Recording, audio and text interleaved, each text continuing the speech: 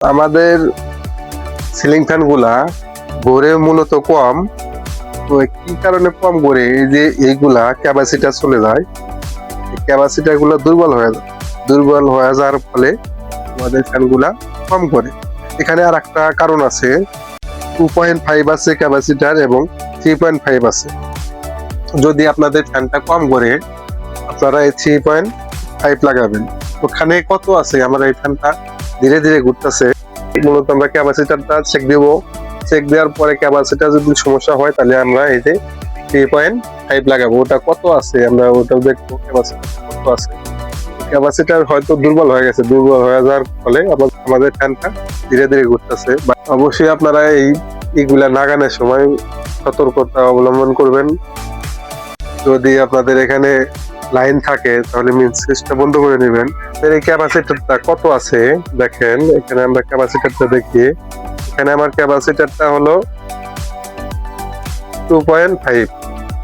তো ফ্যানটা যে ধীরে ধীরে ঘুরতেছে, আপনাদের এখানে 2.5 আছে। আপনারা যদি আপনাদের ফ্যানটা এরকম ধীরে ধীরে ঘোরে তাহলে এখানে 3.5 লাগাবেন। 3.5 লাগালে আপনার ফ্যানটা জোরে ঘুরবে। দেখেন এখানে 2.5 প্লাস 5%, এখানে 450 ভোল্ট এসি। তো এখানে আপনারা এটা চেঞ্জ করে নেবেন, খুলে নেবেন। আমি এটা খুলে নিলাম। এখানে প্লাস মাইনাস বলতে আপনাদের এটা যদি উল্টা ঘুরে তাহলে এটা আপনারা করে নেবেন, রাগ করা ঘুরে দিবেন। তো এক করে লাগিয়ে দেখি আমি, একটা হাউস নাই, তো এটা আমি টেপ ডাকিয়ে দেব। এটা আমি লাগিয়ে টেস্ট করার জন্য সুইচটা দেব, আগে এটা লাগাবো না। এখানে যেহেতু এটা পয়েন্ট নাই লাগানোর, তো এটা আমি বিকল্প রাস্তা ভাবে আমি এই ক্যাপাসিটারটা লাগাবো। তো এখন সুইচে দেখবো সিধা করে নাকি, সিধা ঘুরতেছে। তো ফ্যানের ওই রকম জোরও পাইছে দেখি।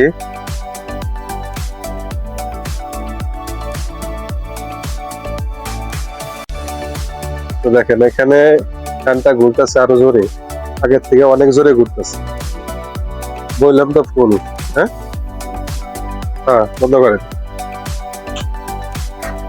তো ফ্যানটা মোটামুটি ঠিক আছে, ক্যাপাসিটার লাগানোর পরে অনেক জোরে ঘোরে। তো এখন এটা লাগাবো কোথায়, লাগাবেন আপনারা এই জায়গায় একটু বেঁধে দিবেন। বেঁধে দেওয়ার পরে এটা থাকবে, টেপ দিয়ে পেঁচিয়ে দিবেন। তো এই ছিল আজকের ভিডিওটা। ভিডিওটি যদি ভালো লাগে অবশ্যই চ্যানেলটি সাবস্ক্রাইব করে রাখবেন। দেখা হবে পরবর্তী যে কোনো ভিডিওতে। আল্লাহ হাফেজ।